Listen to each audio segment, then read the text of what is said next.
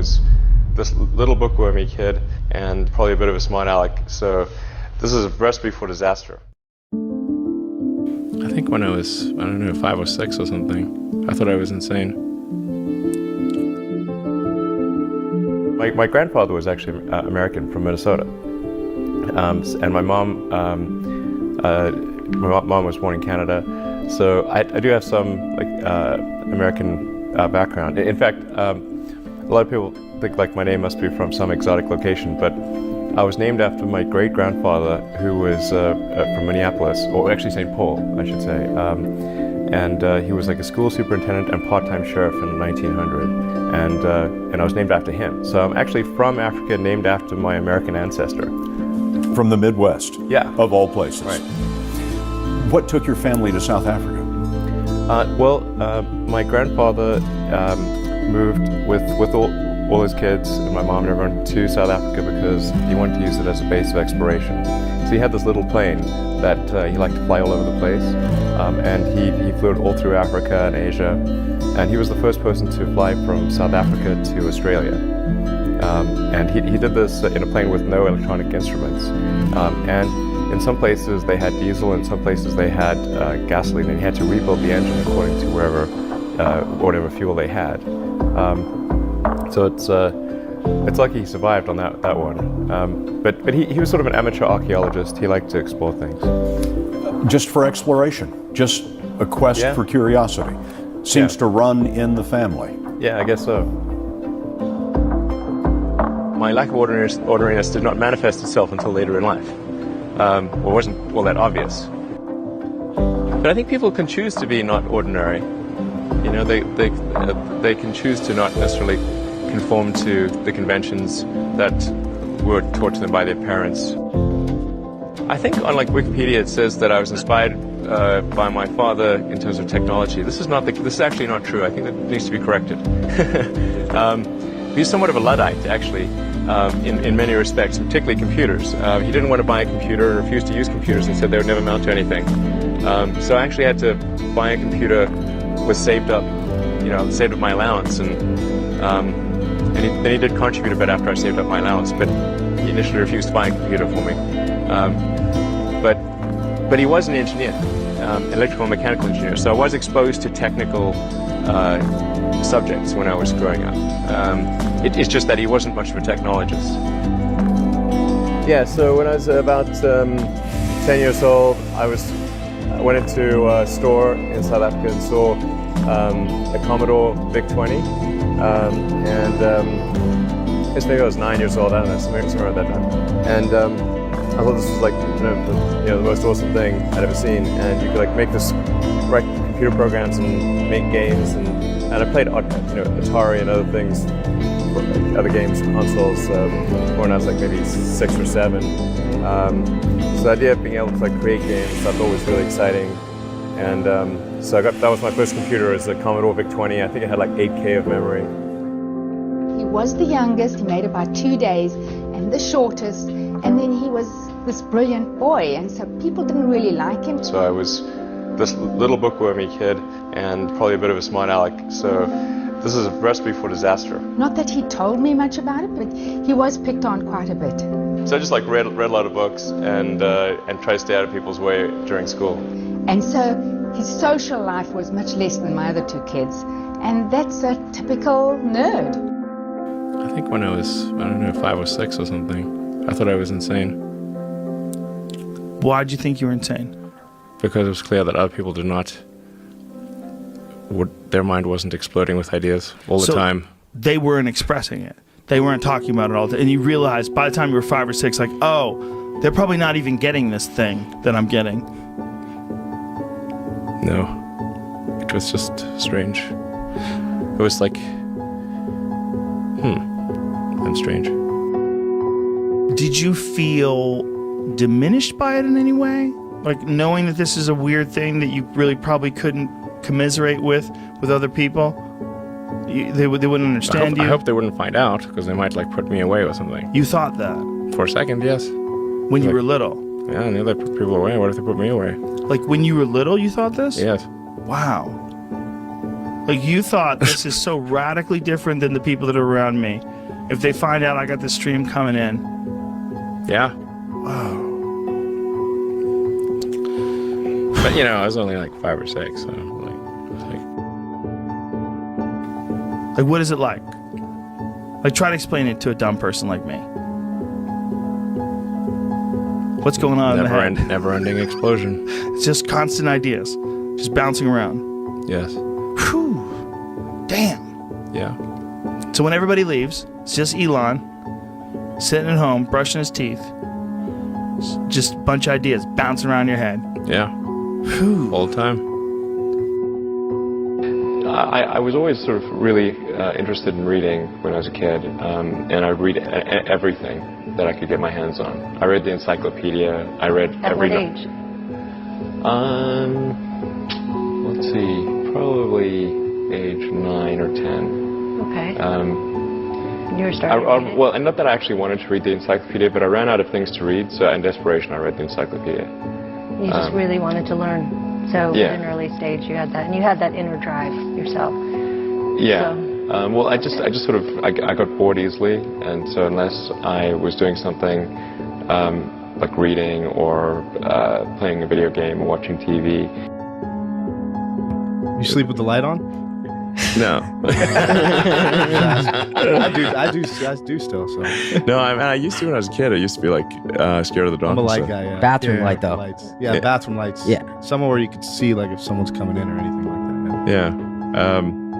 I mean, it had this this narrow stairway down into the basement that was painted red. It just felt like the place was a bit like The Shining. You know? Yeah, it's a Shining vibe. Yeah, sounds like totally, it. total Shining. Sounds vibe. like it. I'm not staying there. But anyway, great for parties. And like, if you have 100 people there, you know, Yeah. it's just creepy if you're there by yourself. I grew up in South Africa. It's a very violent place. So, You think that's what motivated you to become what you are? I mean, maybe it played a role. Certainly toughen you up, that's for sure. I mean, the people that say like, you know, they're worried about words and stuff. People who are worried about words never been punched in the face. I'd say. You've been punched in the face real hard, right on the nose, man. You'll take any words rather than that. You know? Were you more quiet like back then, 6 to 16? Yeah, I mean, I was bookish, you know. So I was like reading a lot of books and just kind of nerd, basically. I worked computers and books and stuff. So, and I didn't get big until I was like a late bloomer from a size standpoint. So I was like small, relatively speaking. I was like the youngest kid in the grade. I was like almost the smallest kid in the grade. So being small and having violent bullies is a bad situation, you know. I mean, but I only sort of, you know, got like a reasonably good size around age 15. And then around age 16 was when they stopped trying to beat me out because it didn't work out well for them. I usually describe myself as an engineer. That's basically what I've been doing since I was a kid. I'm interested in things that change the world or that affect the future in wondrous new technology, where you see it and you're like, wow, how did that even happen? How's that possible? I mean, what are we but our memories? And what is death but the loss of memory? Elon Musk often speaks about existence with a blend of scientific curiosity, philosophical inquiry, and futurist vision. If I see the slightest indication that there are aliens, I will immediately post on the X platform. Yeah. Anything I know. Musk is also deeply interested in the nature of consciousness and what it means to be a sentient being. It's safe to say wars always existed and always will exist. Always will exist. Always has existed and always will exist. His views on the nature of existence are shaped by his deep interest in physics, technology, and the potential future of humanity. And my motivation, if I've got a religion of any kind, is a religion of curiosity, of trying to understand. You know, it's really the mission of Grok, understand the universe. I'm trying to understand the universe, or let's at least set things in motion such that at some point civilization understands the universe far better than we do today. and even what questions to ask. As Douglas Adams pointed out in his book, sometimes the answer is arguably the easy part. Trying to frame the question correctly is the hard part. Once you frame the question correctly, the answer is often easy. So I'm trying to set things in motion such that we are at least at some point able to understand the universe. So for SpaceX, the goal is to make life multiplanetary,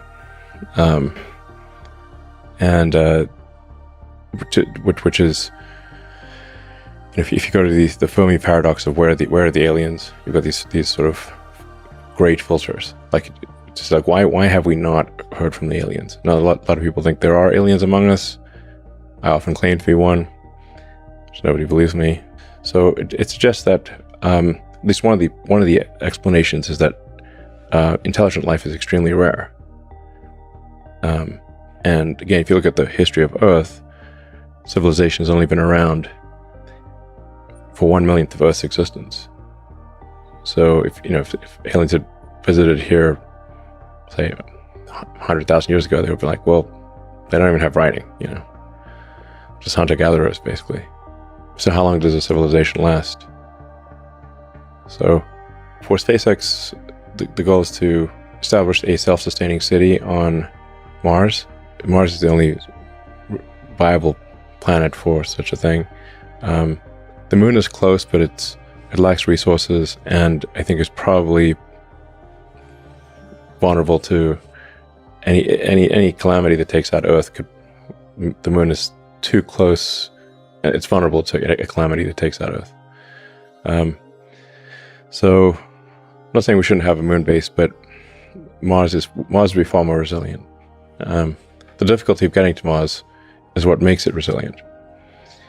In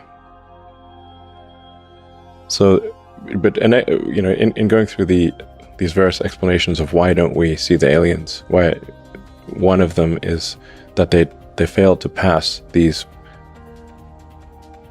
great filters, these key hurdles, and one of those hurdles is being a multi-planet species.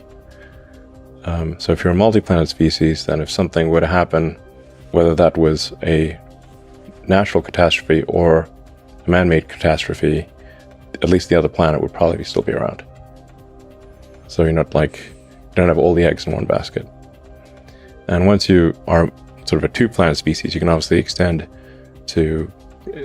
life perhaps to the asteroid belt, to maybe to the moons of Jupiter and Saturn, and ultimately to other star systems.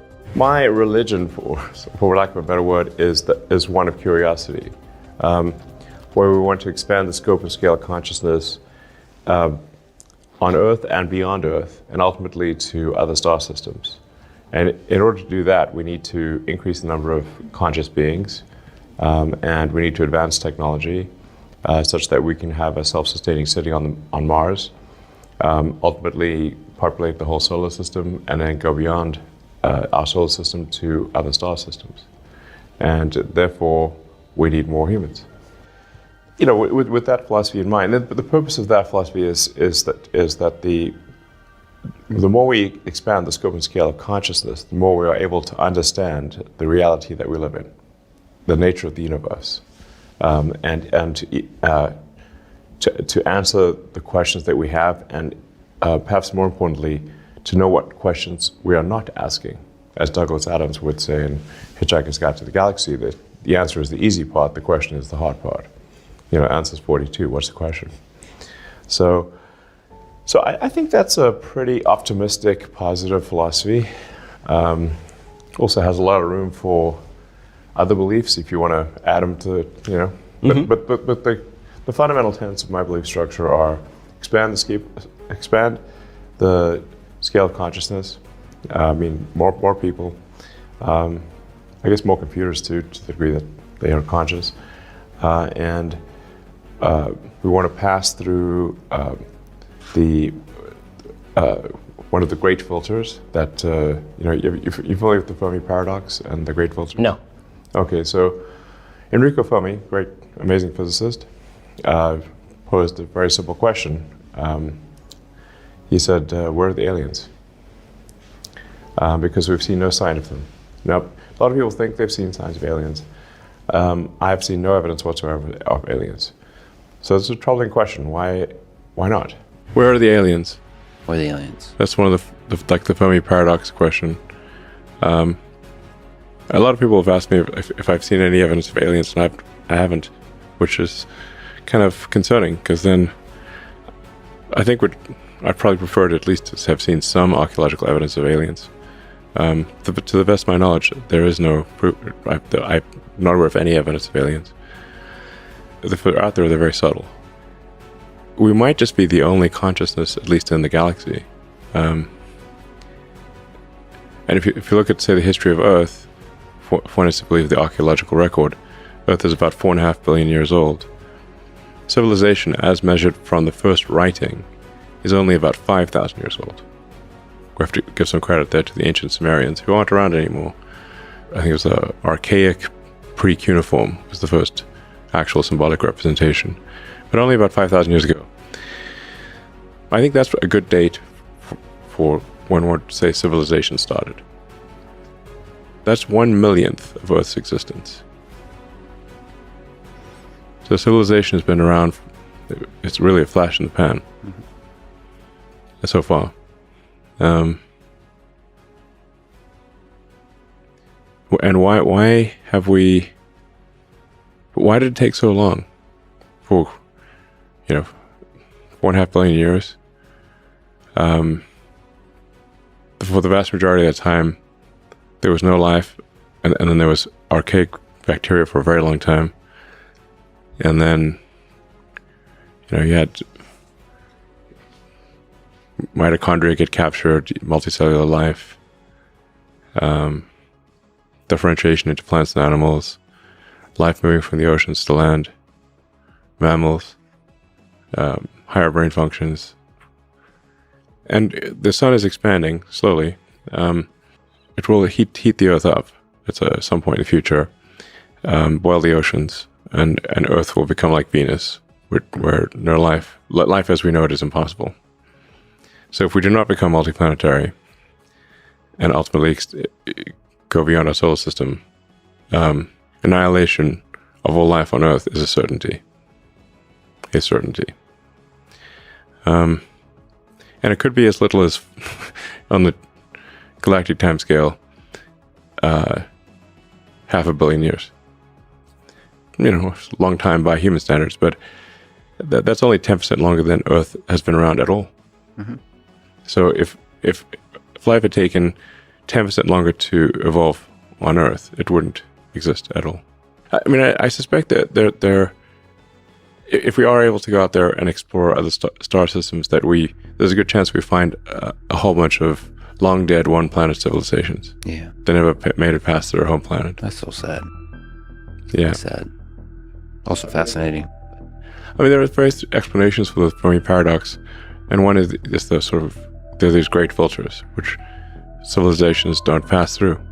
And one of those great filters is, do you become a multi-planet civilization or not? And if you don't, it's simply a matter of time before something happens on your planet, either natural or man-made, that causes us to die out, like the dinosaurs. Where are they now? Look, I think the smart move is just, this is the first time in the history of Earth that it's been possible for life to extend beyond Earth. That window is open. Now, it may be open for a long time, or it may be open for a short time. And it may be open now and then never open again. So I think the smart move here is to make life multiplanetary while it is possible to do so. We don't want to be one of those lame one-planet civilizations that just dies out. And Neuralink it's really a generalized input-output device. It's reading electrical signals and generating electrical signals. And everything that you've ever experienced in your whole life, smell, emotions, all of those are electrical signals. So it's kind of weird to think that that your entire life experience is distilled down to electrical signals from neurons, but that is in fact the case. If that's at least what all the evidence points to. So, I mean, if you trigger the right neuron, you could trigger a particular scent. You could certainly make things glow. I mean, do pretty much anything. I mean, really, you can think of the brain as a biological computer. So if there are certain, say, chips or elements of that biological computer that are broken, let's say your ability to, if you've got a stroke, if you've had a stroke, that means you've got some part of your brain is damaged. Let's say it's a speech generation or the ability to move your left hand, that's the kind of thing that a Neuralink could solve. If you've got like a massive amount of memory loss that's just gone, well, we can't get the memories back. We could restore your ability to make memories, but we can't, restore memories that are fully gone. Now I should say, if part of the memory is there, and the means of accessing the memory is the part that's broken, then we could re-enable the ability to access the memory. So, but you can think of it like RAM in in a computer. If the RAM is destroyed or your SD card is destroyed, we can't get that back. But if the connection to the SD card is destroyed, we can fix that. If it is fixable physically, then it can be fixed. A measure of success, I'd say, how many useful things can I get done? Day-to-day basis, you wake up in the morning, how can I be useful today? Yeah. Maximize utility, area under the curve of usefulness. Very difficult to be useful at scale. Well, time is the true currency. Yeah. So it is tough to say what is the best allocation of time. I mean, there are, often say, if you look at, say, Tesla, Tesla this year will do over $100 billion in revenue. So that's $2 billion a week. If I make slightly better decisions, I can affect the outcome by $1 billion. Then, I try to do the best decisions I can. And on balance, at least compared to the competition, pretty good decisions. But the marginal value of a better decision can easily be, in the course of an hour, $100 million. Well, I think you have to look at it on a percentage basis, because if you look at it in absolute terms, it's just, I would never get any sleep. It would just be like, I need to just keep working and work my brain harder, And I'm not trying to get as much as possible out of this meat computer. So it's not, it's pretty hard, because you can just work all the time, and at any given point, like I said, a slightly better decision could be $100 million impact for Tesla or SpaceX, for that matter. But it is wild when considering the marginal value of time can be $100 million an hour at times, or more. Is your own happiness part of that equation of success?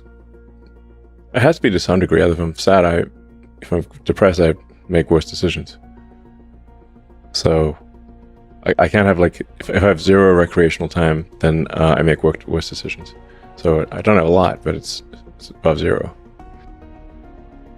There's a thing that happens over time with any given civilization, which is that the laws and regulations accumulate, and if there's not some forcing function like a war to clean up the accumulation of laws and regulations, eventually everything becomes legal, and that's like the hardening of the arteries, or a way to think of it is like being tied down by a million little strings, like Gulliver. You can't move. And it's not like any one of those strings is the issue. You've got a million of them. So there has to be a sort of a garbage collection for laws and regulations, so that you don't keep accumulating laws and regulations to the point where you can't do anything. This is why we can't build high-speed rail in America. It's illegal. That's the issue. It's illegal 6 ways to Sunday to build high-speed rail in America. I have discussed with Trump the idea of a government efficiency commission, and I would be willing to be part of that commission. The antibody reaction would be very strong. Yes. Yeah. So you really have to. You're attacking the Matrix at that point. The Matrix will fight back. That part of the world is definitely like, if you look up there is no easy answer in the dictionary. It'll be that, like, the picture of the Middle East, and Israel especially. So there is no easy answer. Or what this is strictly my opinion of, is that the goal of Hamas was to provoke an overreaction from Israel. They obviously did not expect to, have a military victory, but they really wanted to commit the worst atrocities that they could in order to provoke the most aggressive response possible from Israel, and then leverage that aggressive response to rally Muslims worldwide for the cause of Gaza and Palestine, which they have succeeded in doing. So the counterintuitive thing here, I think that the thing that I think should be done, even though it is very difficult, is that I would recommend that Israel engage in the most conspicuous acts of kindness possible. Everything. That is the actual thing that would thwart the goal of Hamas. Because I do think that there's, I think it is appropriate for Israel to find the Hamas members and, either kill them or incarcerate them. That's something has to be done, because they're just going to keep coming otherwise. But in addition to that, they need to do whatever they can. There's some talk of establishing, for example, a mobile hospital. I'd recommend doing that. Just making sure that there's food, water, medical necessities, and just be over the top about it and be very transparent, so that people can't claim it's a trick. Like, just put a webcam on the thing, all 24/7. Conspicuous acts of kindness that are unequivocal, meaning they can't be somehow, because Hamas will then, their response will be, oh, it's a trick. Therefore, you have to counter how is it not a trick. But an eye for an eye makes everyone blind. Now that neck of the woods, they really believe in the whole eye for an eye thing. But I mean, you really have, if you're not going to just outright commit genocide, like against an entire people, which obviously would not be acceptable to really shouldn't be acceptable to anyone, then you're going to leave basically a lot of people alive who subsequently, hate Israel. So really the question is, like, how, for every Hamas member that you kill, how many did you create? Mm-hmm. And if you create more than you killed, you've not succeeded. That's the real situation there. And it's safe to say that if